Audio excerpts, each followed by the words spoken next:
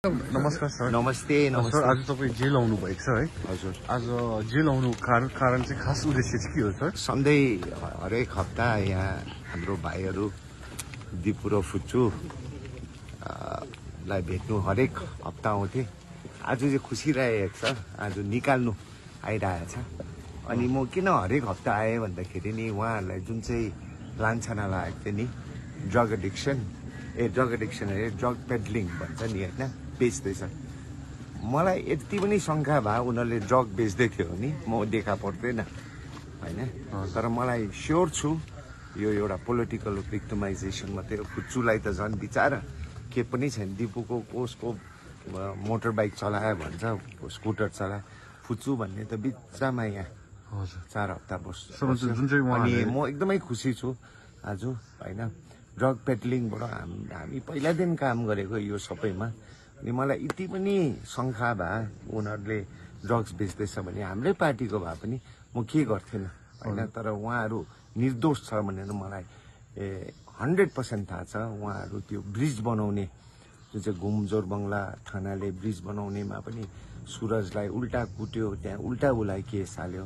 त्यहाँ यो जुन चाहिँ गोर्खाल्यान्ड ब्रिज बनाउने हामी जुन चाहिँ सङ्घर्ष थियो, यो गोर्खाल्यान्ड ब्रिजको लागि यो 2 भाइ पसेको। हजुर सर, यो खास गरीमा देख्नु पर्दाखेरि चाहिँ एउटा षड्यन्त्र थियो है? 100% म देखा पर्दैन। हजुर सर, यो षड्यन्त्रमा चाहिँ कसको हात होला सर? यसमा त क्लियरली छ नि, यहाँको बिजिपिएमको जुन चाहिँ ब्रिजहरू रोक्नु भन्ने कुरा गरेको थियो। अनि उनीहरूलाई साथ दिने यहाँको प्रशासन। Thank you sir. अब करेक्सनल फेसिलिटीमा बस्यो, तर भित्र पनि म जेलर साहबहरूलाई पनि धन्यवाद दिन्छु। हाम्रो कैदीहरू उहाँहरूले साथी सङ्गति बनायो।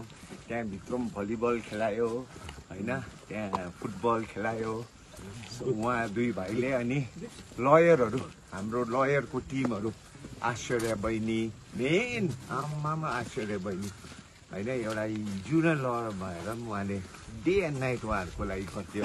हाम्रो निमा भाइ, हाम्रो श्याम दाजु, हाम्रो जनार्दन अनि अरू हाम्रो लयर टिमहरूलाई सबैलाई त्यो 2 भाइकोबाट एकदम धन्यवाद। अनि उहाँको परिवारहरूलाई पनि एकदमै धन्यवाद हो। अनि मैले लास्टमा अन्तिममा त्यही भन्छु, मलाई यति पनि लागेको भए म हरेक हप्ता हामी आउँथ्यो, हाम्रो टोली आउँथ्यो, यति पनि हामीलाई लागेको भए यो 2 भाइले होइन ड्रग्स बेच्दैछन् म देखाइ पर्थेन। तर उनीहरू निर्दोष होइन। अनि त्यसको लागि उनीहरूले जस्टिसको लागि अब ट्रायल थाल्छ, कोर्ट थाल्छ, जस्टिस विल बी सर्भड है।